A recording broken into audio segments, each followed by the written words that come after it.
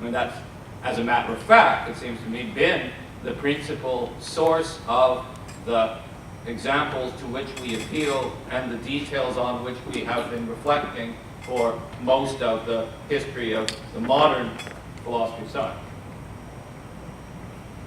And finally, the third basis is really what James and I rely on in our book.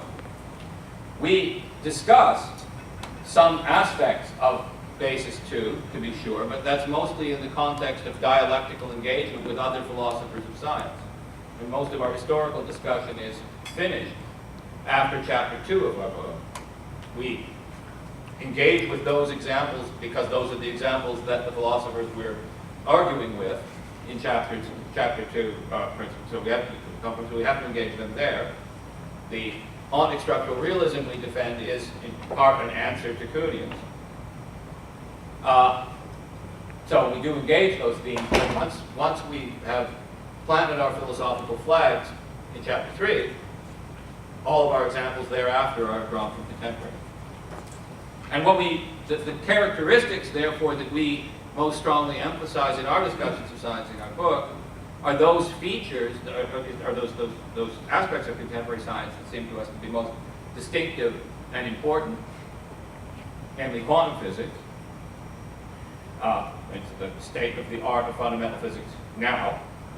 And we focus very heavily, as Paul Humphreys does, on special science activity that is centered on statistics crunching. Right?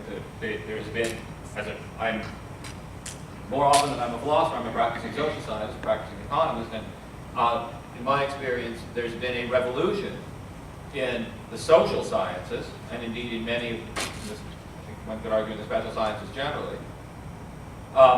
It's been a revolution over the past 20, 25 years since we got lots of computing capacity. When I reflect on what our graduate students in economics now study, and I compare that with what graduate students in economics devoted their time to 20 years ago, it's profoundly different. You know, we used to teach our graduate students logic, and we don't anymore. It's not a significant, it's not a big enough importance to be given time in the curriculum, given how much software package they go. And it's profoundly changed the nature of what we're doing in discipline. That, I think, applies quite generally. I should add, by the way, that we're quite explicit about this in the book.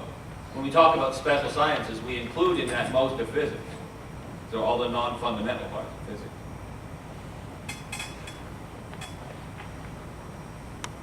So what I'm going to do now is do some compare and contrast work between how the science-philosophy nexus, we suggest, looks from basis 2, right? If one thinks that to the extent that one draws crucially on Newtonian and post-Newtonian, but not contemporary features of science, with how it looks to us from basis 3.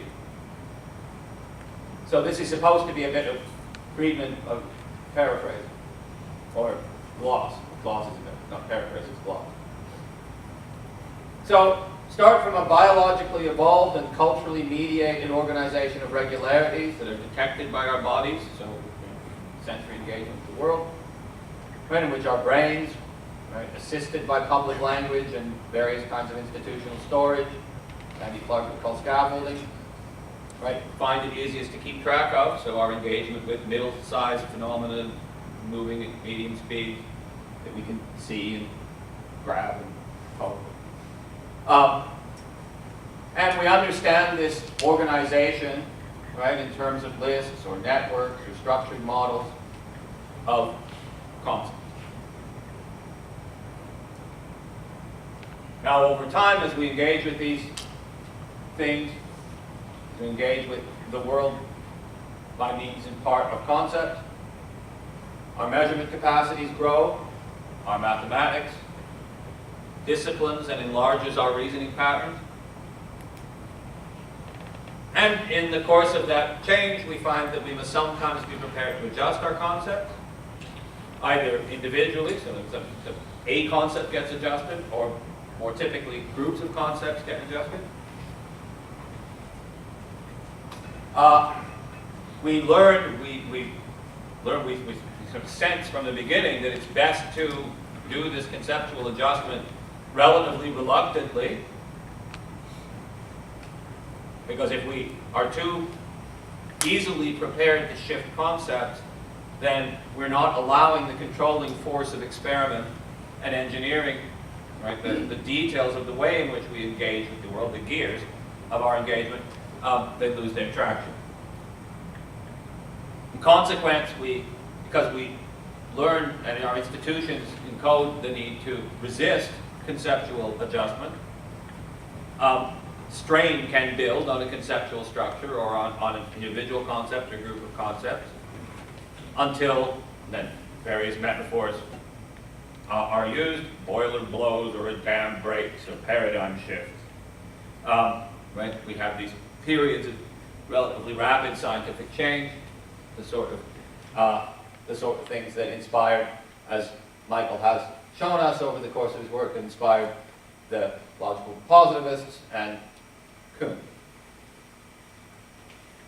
At scientific revolutions, when conceptual adjustment leads scientific progress, so during the periods of relatively intense conceptual adjustment, philosophy shows its importance. Often, of course, not done by people who are officially designated philosophers, as we discussed earlier. Philosophy might be being done by Duhem and Poincaré and so on. But that activity becomes more central, and its value to science, its value in facilitating conceptual revolution is most evident. At other less revolutionary times, its role recedes. Sometimes it is a buttress, and at those times it's often at best a buttress to the reigning conservatives. So we find in the history of philosophy periods in which philosophy seems to be helping facilitate change, and periods James and I complain about vociferously in chapter 1 of our book, when philosophy mostly seems to be in the business of buttressing conservatism. Since neither James and I have a conservative bone in our bodies, we get annoyed at philosophy during that.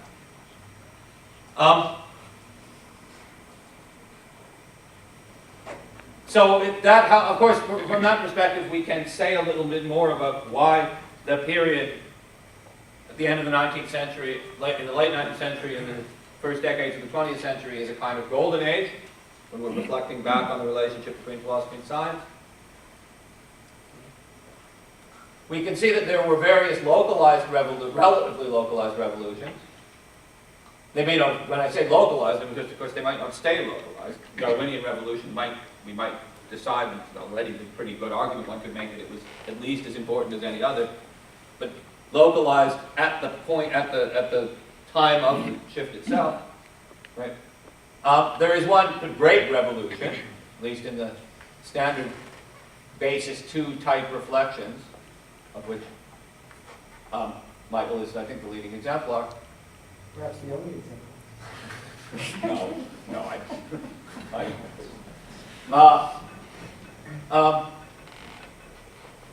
Right, and great for a number of reasons. Great because it transformed our first science, right? And first in several senses. First sort of historically, but also first conceptually, and first, quite importantly, physics, of course, has always been the science to which other sciences have, in some sense, aspired. It's the standard setting. Mechanics, actually, specifically, is the standard setting. And it implicated the broadest parts of mathematics as well. Right? So the Darwinian revolution and the chemical revolution did not inspire, we're not accompanied by, we're not entwined with significant changes in mathematics, unlike the changes in mechanics.